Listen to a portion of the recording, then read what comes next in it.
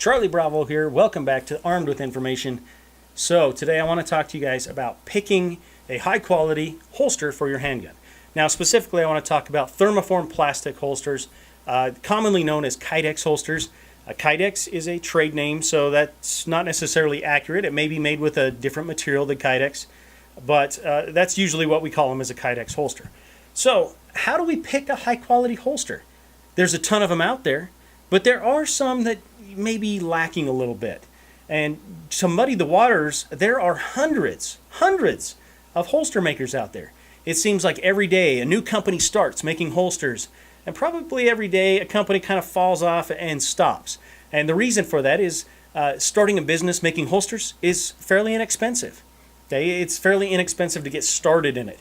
Honestly, for $5,000, you could probably start up you'd have a pretty good amount of supplies, you'd have a good amount of molds for different handguns, and you could have a lot of stuff for $5,000 and start a business. There's not a lot of businesses you could do that. Now the problem is you got to really crank out the holsters and make a good profit on those holsters to be able to sustain yourself and make a living at it. So that's why there's a lot of companies starting, and then a lot of companies kind of, trailing off and eventually closing. So picking a good, high quality handgun holster, it can be difficult. But first, let's talk about the materials themselves, okay? So the things that the holster maker is using to make the holster. So we're talking about the materials. We're talking about the hardware and stuff like that, and the molds that are used to make them. So the material, for the most part, it's going to be Kydex, Holstex, or Bolteron, one of those three, probably. I'd say 95% of the holsters out there are going to be one of those three, with the majority being Kydex. And they're all high quality.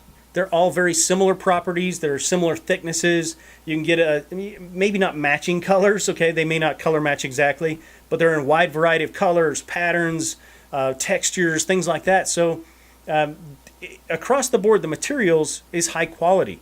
So the vast majority of holster makers are going to be using those same materials, high quality materials. The same goes for the hardware. So we're talking about screws, T-posts, rubber spacers, even the belt clips and things like that. All, again, high quality materials. Your eyelets, so your rivets that are holding things together. Again, all very similar, maybe not the same companies. There's probably quite a few more companies that are making things, but all very similar quality, all very high quality stuff. So that's not a good way to distinguish between a good high quality holster or a bad one. Now, when it comes to the molds, there's probably a half a dozen to a dozen companies out there making molds to make holsters with. And again, pretty good quality holsters. There is varying qualities, but they're going to fit your handgun still, because they are an exact mold, for the most part, of a handgun. Now, there are some that are CNCing, so they're actually machining a mold. But again, they've done their homework, and they make that a very good replica of a handgun, so that it makes a good mold for your handgun when they're making that holster. So all of the materials, all the things that are being used to make the holster, very similar quality, very high quality. So you can't use any of that to make sure that you're getting a good thing, okay? You can't say, oh, I'm going to buy this company because they only use whatever company material, because that's the highest quality stuff. You can't really do that. So you have to pick a high quality holster based on a high quality holster maker. That is the only thing that is distinguishing people. It makes it very tough. How do you pick a high quality holster maker? You've got to look at their work. That's really what it comes down to, is doing your homework, looking at their website, looking and seeing what they have, making sure they have it available for your handgun and things like that, the colors you want, all that stuff. Okay, that might be important to you, but also look at the quality of their build. Did they do a good job making that holster? And that is really, I think, what it comes down to. So some of the things to look for is really comes down to two things: their finishing work and their prep work. The finishing work, we're talking about, when they got the holster made, do they do a good job of making it look good at the end? Now, this isn't affecting the reliability of the holster. It's going to work just fine, but it's still it's going to let you know whether or not they took pride in their work. Now, if you paid $30 for the holster and it has some sanding marks on the edges, I wouldn't worry about it. To be honest with you, you got a $30 holster. But if you paid $80 for a holster and you see those same sanding marks and you see some leftover polishing compound and there's gaps along the edges and things like that, I'd be a little upset because you paid 80 bucks thinking you were going to have somebody take some pride in their work. So those are things to look at as well, and comparing that to the price that you're going to be paying for it. Now, when it comes to prep work, I think this is the most important part of holster making completely, okay? This actually can affect the usability and reliability of that holster, okay? And it can actually affect the safety and reliability of your handgun, so I think this is the most important part.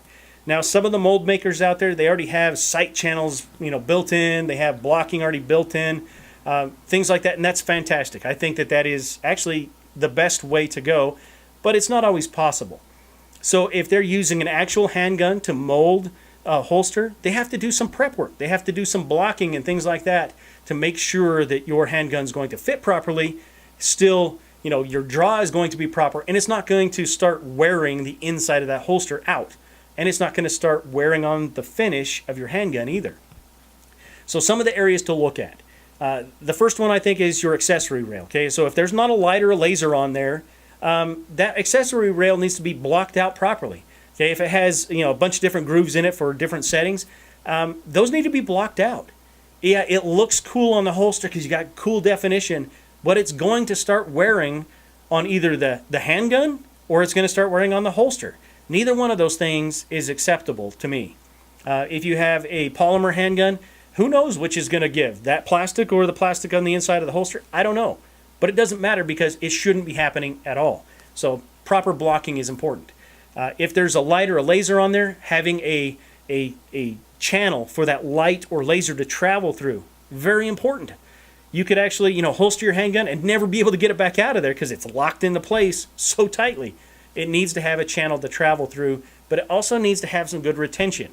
It's a very tough thing to do, especially when you're talking about a light, to have good retention without having too much retention. So it is a very tough thing to do, but hopefully your holster maker has enough experience doing it that it's not going to be an issue. Now, if it's one that's molded and it's got all the, he's using a mold that has all that stuff already built in, excellent. It's probably already set up to work perfectly and still give you good retention without too much retention. Another area to look at is your sight channel. I've seen holsters being made without a sight channel at all. I think that's a no-no because if the holster starts to touch your front sight post as you're drawing it out or reholstering, I don't necessarily think that it's going to move your sights. I mean, I suppose it could over time, but it is going to start wearing on the finish of those sights. And if you're talking about Glock sights that are made out of plastic, the factory Glock sights, something, again, is going to give eventually. It might be the inside of the holster. It might be the sights. I don't know. Having a proper sight channel is not difficult to do, and it's an important thing. Okay, it doesn't have to be massive or huge or anything like that, but it needs to be the proper size. So if your handgun has suppressor height sights, it needs to have a little bit taller sight channel to make sure that those sights travel through there freely without getting hung up on anything. Another area to look at is your trigger guard area, your trigger and trigger guard. It needs to be blocked out properly. The front of the trigger guard right there, I think, my personal opinion, that is the spot for retention. That's the spot for retention. That is the only spot for retention, unless there's a light, because obviously if you have a channel through there, you can't have any retention on your trigger if it's all blocked out. But that's why it makes it a little bit more difficult with that light on there. But that is where your retention should be, and the only spot it should be for just a plain handgun holster. Your holster should not, however, be touching the trigger, I don't think. I've seen them where it touches it just a little bit on the edges. No, I don't believe that your holster is going to actually pull the trigger on the handgun. I think that would take, just some crazy bad luck for that to happen.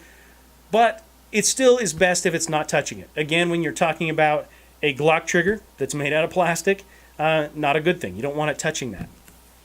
Also look at the holster at the back side of that trigger guard and make sure there's no gaps, okay? If there's a little bit of a gap, I get it, it happens, especially if it's got a sight, the light channel going through there, it happens.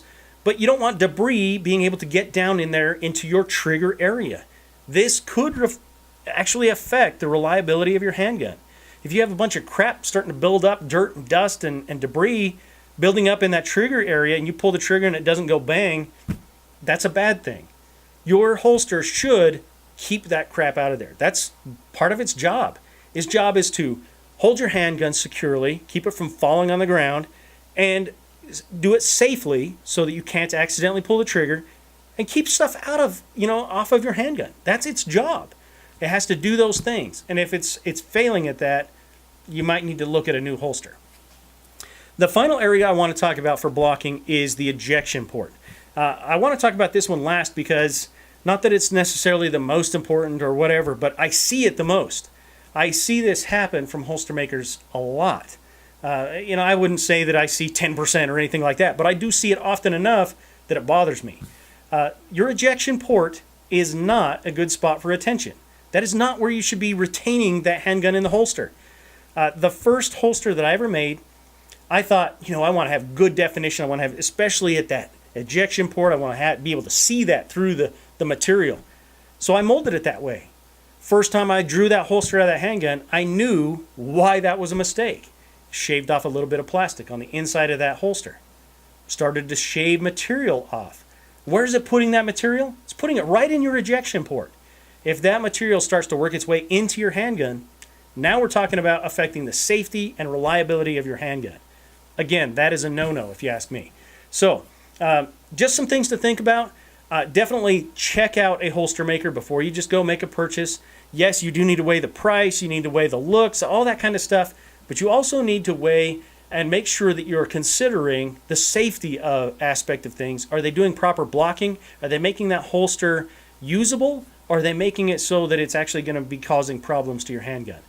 Again, what you're going to be purchasing is a quality holster maker. Not necessarily, if you purchase a high quality holster maker, your holster is going to be high quality as well. So, anyway, guys, I hope you enjoyed the video today, and I hope you guys got something out of it.